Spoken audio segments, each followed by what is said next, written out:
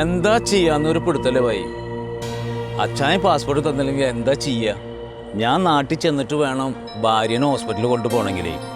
വിഷമിക്കാതിരിക്കേ, എല്ലാത്തിനും ഒരു വഴി ഉണ്ടാവും. എന്നെ ഒന്ന് ചോദിച്ചോട്ടെ, എത്ര സംഖ്യ മേടിച്ചു ഇവിടെ പലിശക്കാരൻ അച്ഛൻ്റെ കയ്യിൽ നിന്ന്? മൊത്തം 5000 ദിറംസ്. അത് മോളുടെ കല്യാണാവശ്യം വന്നപ്പോൾ എടുത്തതാണ്. വലിയ മണ്ണത്രല്ലേ ഭായി ചെയ്തത്? പലിശക്ക് കടം വാങ്ങിയിട്ട് ആരെങ്കിലും മക്കളുടെ കല്യാണം നടത്തൂ? വേറെ നിവൃത്തൊന്നും ഇല്ലാത്ത കാരണം ചെയ്താണ് ഭായി. അതുകൊണ്ടല്ലേ ഇപ്പൊ ഇങ്ങനെ വിഷമിക്കേണ്ടി വന്നത്? മോളുടെ കല്യാണം കഴിഞ്ഞ് വന്നതിൻ്റെ പുറകെ എൻ്റെ ജോലി നഷ്ടപ്പെട്ടു പോയി. പിന്നെ ഇപ്പോൾ കുറേ മാസങ്ങളായിട്ട് ജോലി ഇല്ലാതിരുന്നപ്പോൾ അച്ചായന് സമയത്തിന് പലിശയും കൊടുക്കാൻ പറ്റാണ്ടായി. അതാണ് ഈ പ്രശ്നമൊക്കെ. പറ്റിയത് പറ്റി, ഇനി അതിനെ കുറിച്ച് പറഞ്ഞിട്ട് കാര്യമൊന്നുമില്ല. ഇനി എത്ര പൈസ ഉണ്ട് ബാക്കി അടച്ച് തീർക്കാനായിട്ട്? ഇനിയും ഒരുപാട് പൈസ ഉണ്ടെന്നാണ് അച്ചായൻ പറയുന്നത്. എത്ര മാസങ്ങളായി ഇങ്ങനെ പലിശയും കൊടുത്തുകൊണ്ട് ഇങ്ങനെ പോകുന്നു. ഇതുവരെ ഒരു അവസാനവും കണ്ടിട്ടില്ല. കട തീരുന്ന പ്രശ്നം ഉണ്ടാവില്ല. ഈ ഓട്ടക്കളത്തിൽ വെള്ളം ഒഴിക്കാന്ന് പറഞ്ഞില്ലേ, അതന്നെ സ്ഥിതി. അതൊക്കെ പോട്ടെ, എത്രയാണ് പലിശ നിരക്ക്?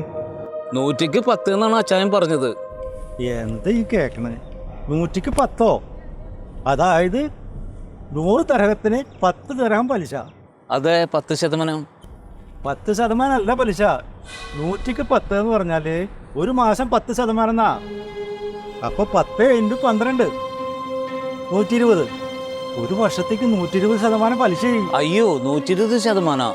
പല ആൾക്കാർക്കും ഈ കണക്കറിയില്ല. ശരിയാണ് ഭായി, എനിക്കും അറിയില്ല.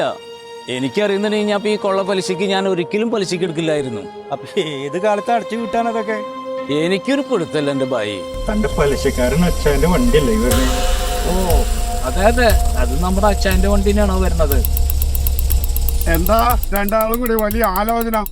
എന്റെ പൈസ തരാതെ എങ്ങനെ മുങ്ങാമെന്നുള്ളതായിരിക്കും അല്ലേ?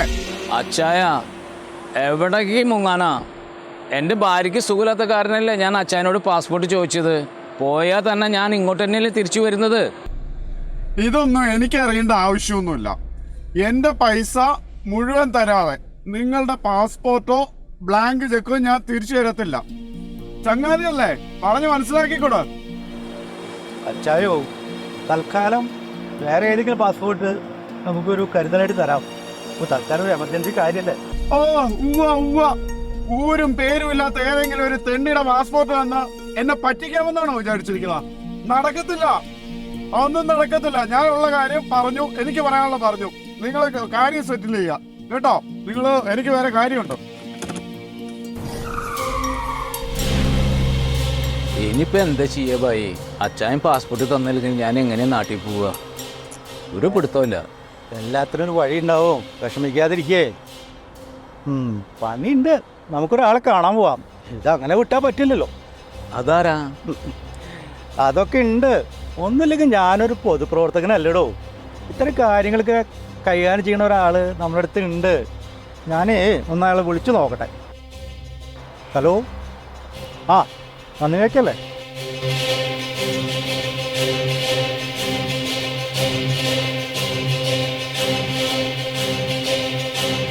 നമുക്ക് പോവാം. ഓക്കെ. ഞാൻ വീട്ടിൽ ഒരു പ്രശ്നം ഉണ്ടാക്കാറില്ല. ഇവിടെ വെറുതെ ഓരോന്ന് പറയുന്നതാ. അല്ല അക്ക, എന്നും കള്ളും കുടിച്ചു വന്ന് ഇയാൾ എന്നെ തല്ലും.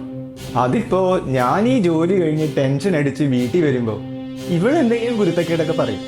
അപ്പൊ ഞാൻ എന്തെങ്കിലും പറഞ്ഞിരിക്കും, അത്രേ ഉള്ളൂ. എന്റെ അക്ക, ഇയാള് കള്ളും കുടിച്ചിട്ട് 4 കാലയിൽ വഴുമ്പോഴാണ് ഞാൻ എന്തെങ്കിലും പറയുന്നത്.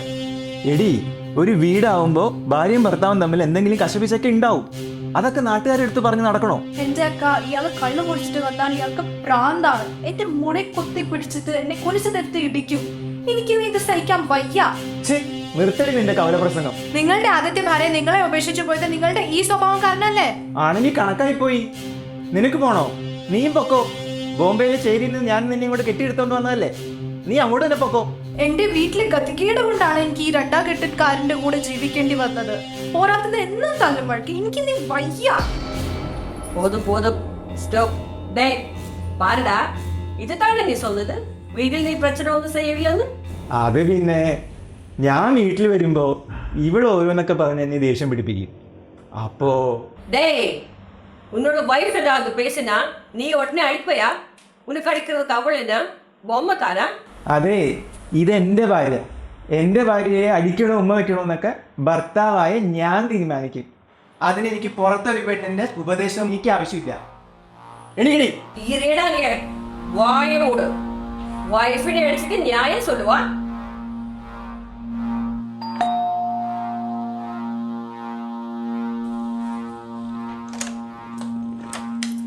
ஹாய் சார், உள்ள வாங்க. இதுதானே நீ சொன்னாலும் அங்கே உட்காரு. முதல்ல இந்த ஃபேமிலியோட பிரச்சனை ஸ்டார்ட் பண்ணது. ശരിയാക്കാം.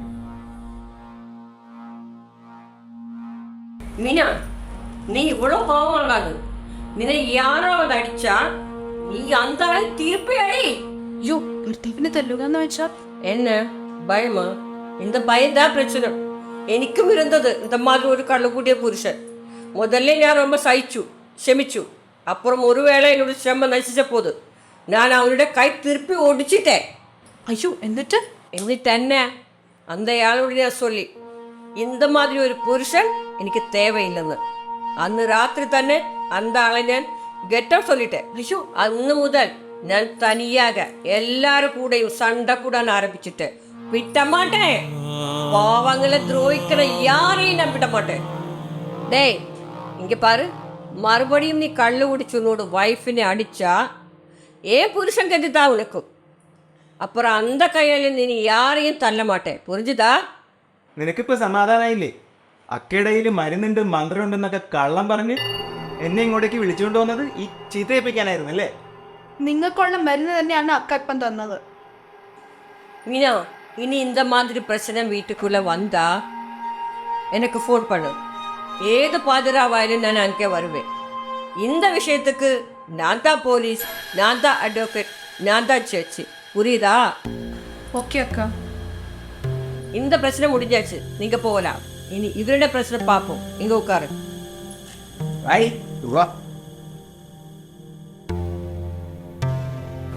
என்ன சார் சௌக்கியமா? ரொம்ப நாளா இல்லை கண்டிட்டு. ഓരോരോ പ്രശ്നങ്ങളായി ഇങ്ങനെ ഓട്ടത്തിലാണ് അക്ക. அப்படியா? சொல்லு, என்ன ப்ராப்ளம்? ഇയാൾ 5000 ദിർഹംസ് കടം വാങ്ങിയത് കാരണം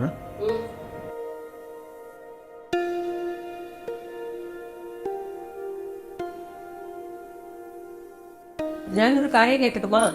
அந்த വട്ടിക്കടക്കാരൻ അച്ഛാരുടെ നമ്പർ കയ്യിൽ കൊടു.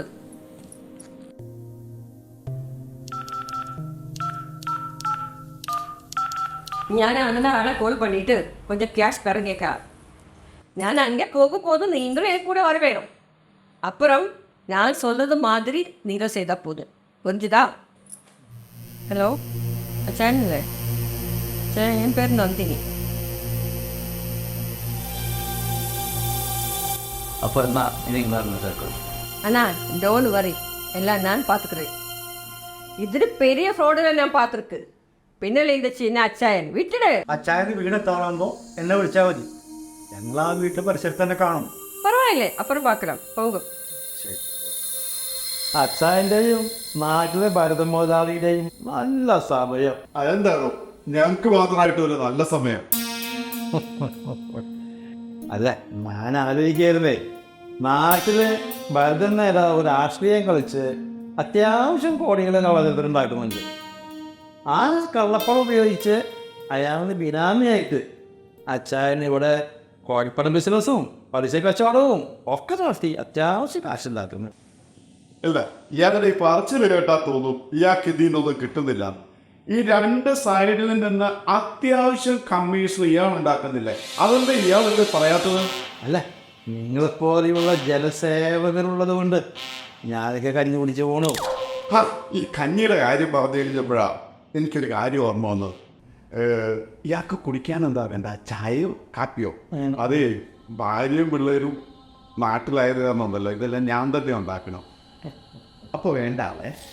ഈ അവസാനം പറഞ്ഞ വാക്കുണ്ടല്ലോ, വേണ്ട അല്ലേ? ഇതെനിക്ക് നേരത്തെ കൂട്ടി അറിയാം.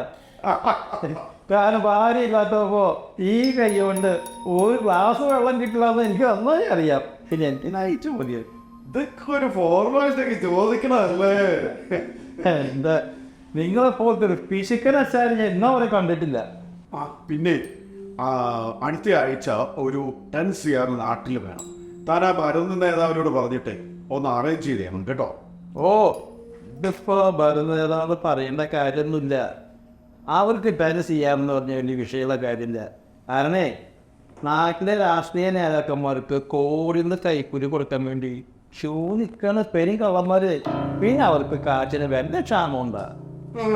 നാട്ടിലെങ്ങാനും ഒരു രാഷ്ട്രീയ നേതാവ് ആയാൽ മതിയായിരുന്നു ഇല്ലടോ.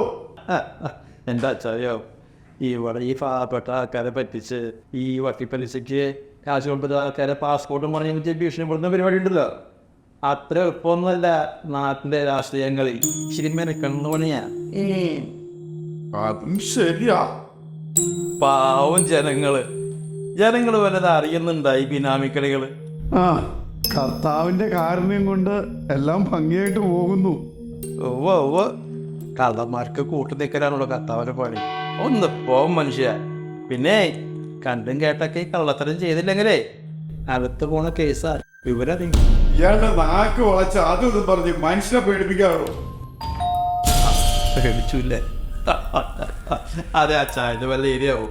ഞാൻ പോയി തരാം. അപ്പൊ എല്ലാം പറഞ്ഞ പോലെ. ഓക്കെ എന്നാ. All the best.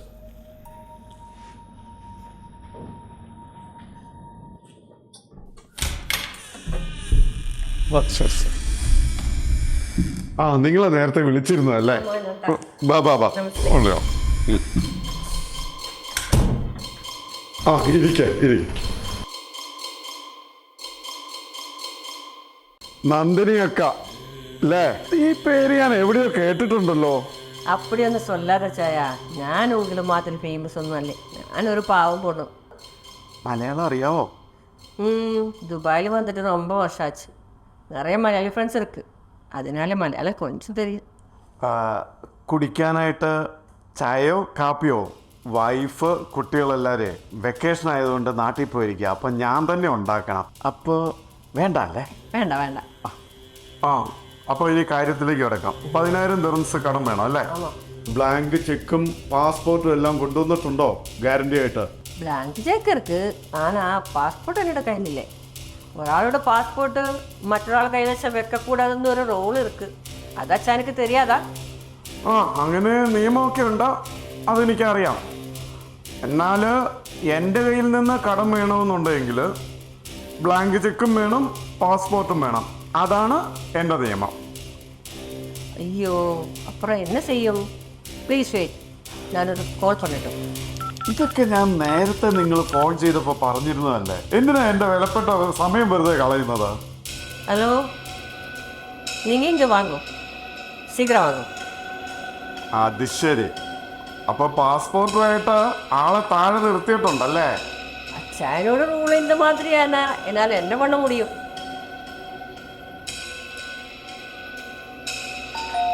ആ ആരോ വന്നു. நீங்க உட்காரு, அது நானே பார்த்துக்கிறேன். என்னோட ஆளு தான்.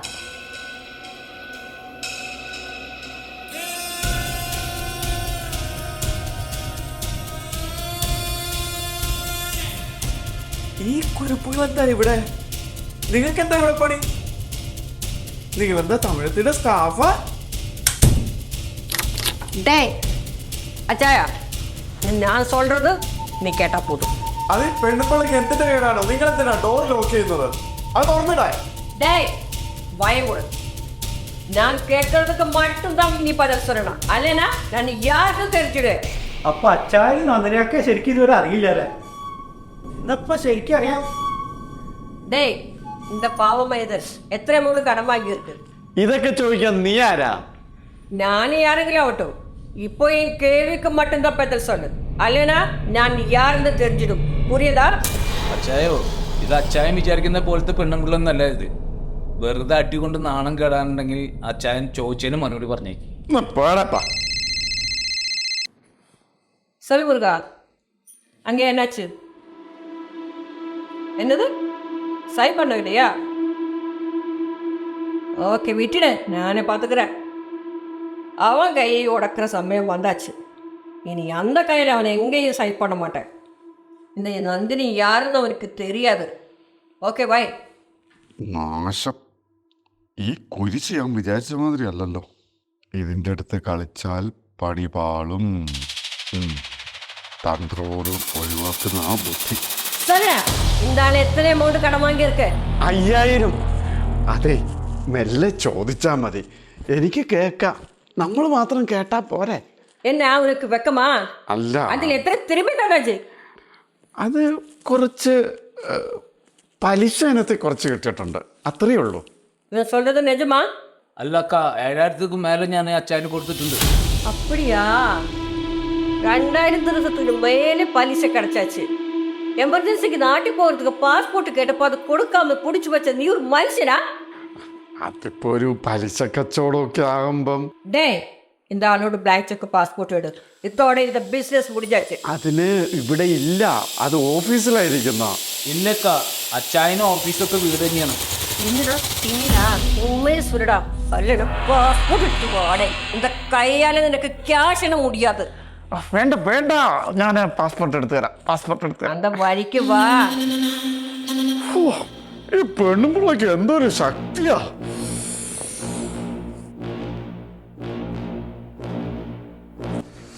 എന്റെ പൊന്നോ, ഈ പെണ്ണുമ്പിള്ള വിചാരിച്ച മാതിരി അല്ല. ഇപ്പൊ ഒഴിവാക്കുന്നതാ നല്ലത്. 8ന്റെ പണി പിന്നെ കൊടുക്കാം.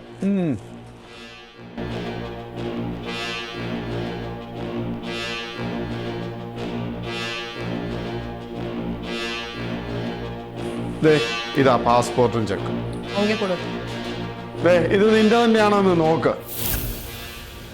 ആ, ഇത് തന്നെയാണ് അക്ക എൻ്റെ പാസ്പോർട്ടും ചെക്കും. இங்க பாரு, இனி இந்த ஆளுக்கு 10 காசு கொடுக்க கூடாது. இதோட இந்த பிசினஸ் முடிஞ்சாச்சு. கலாஸ். டேய், இந்த ஆளுടെ ஏதாவது பாக்கி இருக்கா? இப்போதான் சொல்லணும், அல்லனா? ഇല്ല ഇല്ല, എല്ലാ കടവും പേടി. എന്നെ തള്ളരുത് പ്ലീസ്. ഒത്തിരി നന്ദി അക്ക. അയ്യേ, അപ്പൊ ഇത്രയുള്ളൂ അച്ചായന് ധൈര്യല്ലേ? മണ്ടൻ. டேய், மறுபடியும் நான் சொல்றேன், பாவங்களை துரோகிக்கிற யாரையும் நான் விட மாட்டேன்.